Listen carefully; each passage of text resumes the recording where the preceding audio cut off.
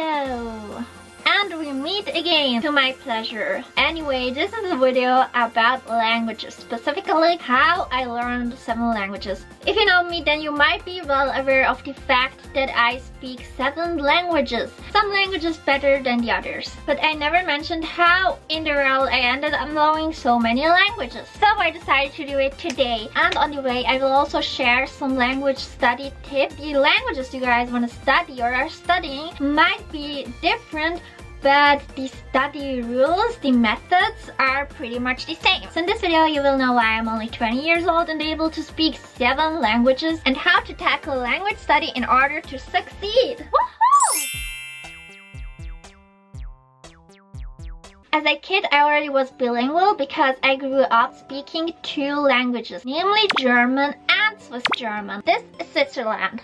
238 is the number of times you could fit Switzerland inside of the United States. In this tiny country, 4 different languages are spoken: German, French, Italian, and Romansh. Now the thing is that the German in Switzerland is actually a little bit different from the German that everybody knows. It's called Swiss German. It's a dialect, but it's pretty much like, it's like so different from actual German. I think a lot of people agree that it's like a completely different language. In Switzerland, in everyday life, people talk with each other in Swiss German. However, at school, basically anything like official or written magazines are in the normal German, which is spoken in Germany or Austria. In school you have lessons in German, you learn the normal German language, you write essays in German, but outside of the classroom and even the teacher, when it's not class, everybody talks Swiss German. So that is how I grew up, bilingual, speaking 2 languages, German and Swiss German. Third language, English. Actually didn't have any English lessons until high school when I was 12 or 13. That's when we were first taught basic grammar. That's when we were first taught basic English grammar at school. I think that only with the lessons at high school I wouldn't have been able to speak English like I'm speaking right now. Aside from studying the material from the English lessons at school, I also spent time reading novels that I wanted to read, but I couldn't get them in any other language. And aside from studying, I remember that young me watched like a lot of those American reality TV shows like Date My Mom, Pimp My Ride, Flavor of Love, and Made on like MTV. Actually now I can't imagine myself watching these shows and enjoy them. I was young and I needed entertainment. And hey, I ended up picking up lots of English. But what really gave my English a kick was creating this YouTube channel. First, I just uploaded videos of me dancing, but after a while I also wanted to create makeup tutorials. Now because I wanted to reach a large audience, I made my voiceovers in English, and they sound something like this. I use powder from Anna's Sling. It is very good, but don't take too much powder. Heavy makeup makes you look old. You have already eaten Pocky and you're like, what? Venus never had Pocky. She's such a lame alpaca. Nah, wait, that's a sheep. But fast forward a couple of years later, I sounded like this. Do you guys actually know that if I jump out of this video, I can crawl behind the comment section? Guess you didn't know that. I'm watching you guys. Because, you know, I really wanted to make the voiceovers in English, so I just had no other choice but to use my minimal English knowledge and lack of pronunciation to create voiceovers. So I just was forced to think really hard, look up stuff that I didn't know, words that I didn't know how to say. And because I spent so many years creating voiceovers and trying to talk English in my videos, I finally got to a point where it came more naturally to me after trying for a long time. So thank you, YouTube! I don't speak Spanish as good as English or Japanese, but I guess I can communicate or talk with people, or if I would ever go to Spain, I wouldn't like have trouble finding my way around. But the reason why I actually ended up speaking some Spanish in the first place is because when I was like 11 years old, we moved to Tenerife, which is a Spanish island next to Africa. So obviously, because I was 11 years old, I had to go to primary school in Spain, which means that the lessons are all in Spanish. I was 11, I couldn't speak Spanish at all, and suddenly all, everything was in Spanish, as if the actual study material, the stuff at school, if it's, it's not hard enough, I had to study it all in a different language. So first figure out the language and then figure out what is taught. Frankly, it was quite tough. So for obvious reasons, I didn't want to fail and repeat the last grade of primary school. So like maths was easy. Obviously, it's just, you don't need to know another language to understand math. But obviously subjects like history or society, you have to somehow study.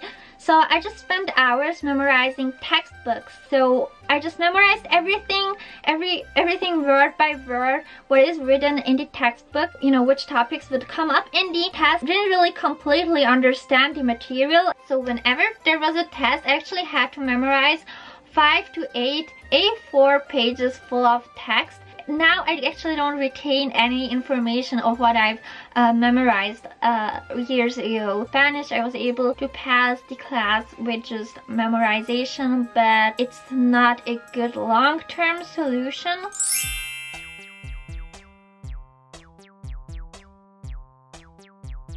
Now, I started to study Japanese as a hobby like 6 years ago when I was still living in Spain. Currently, I speak Japanese on an advanced level, but of course, I'm still studying. The reason why I decided to start studying Japanese when I was 14 is because to me, Japanese language just not only sounded very beautiful, but I really loved the way words and ideas are conveyed through the language. And ever since I was a little kid, I had this huge interest in Japanese culture, so I just wanted to be able to understand, these Japanese TV shows that have no subtitles, or if I would ever go to Japan, be able to talk with the people or read signs and just not get lost. Due to the complex grammar, I think that Japanese is more difficult than English, but I certainly had lots of motivation and passion to study the language. When I was 17, my family moved to the Netherlands where they speak Dutch, and I had to go to a new school again. I was able to get my Dutch to intermediate in just 2-3 months, thanks to Dutch being so similar to German. But I didn't have any reason to continue my Dutch studies anymore when my family decided to go to South Korea, so there I attended a language school to study Korean. I personally didn't study Korean because I wanted it, but because we moved there, and so I just did it.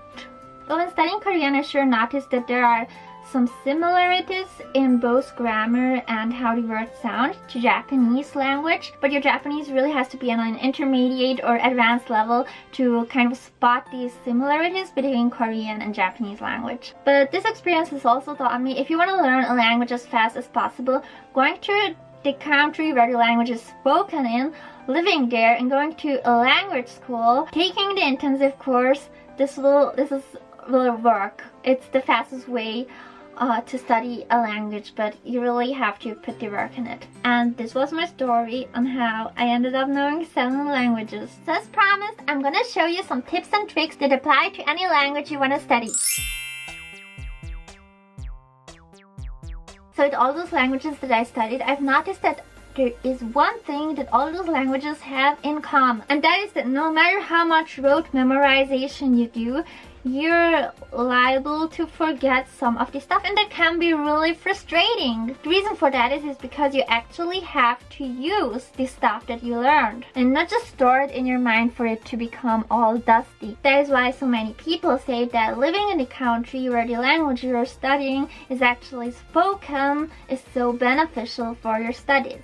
But obviously you just can't teletransport yourself into another country to study the language. And I guess this is just one of the language study obstacles people have a hard time to overcome. So if you're currently finding yourself in this position that you're studying a language but you have nobody to actually talk to, well, I can recommend you this application on my phone.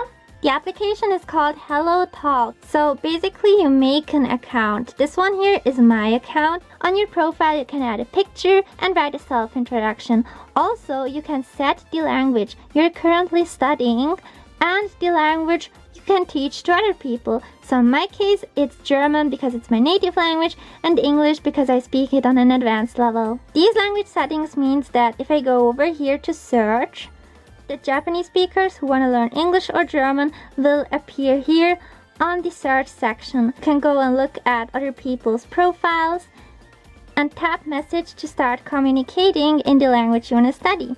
And once you're waiting for the answer, an automatic message will pop up with this person's interest and countries they have traveled to. Well, I already got an answer, yay! And if you go here to moments, you can see that it looks a lot like, your usual social media. People post cute cat pictures and really write whatever you want, what you're feeling right now. And I think that this is really a great way to practice your language. I know that when I wrote a diary in Japanese, it helped me tremendously. This is really one of the functions I love. But if something pops up that you don't understand or you can't read, you see this tiny little wrench here, you tap on that and then you can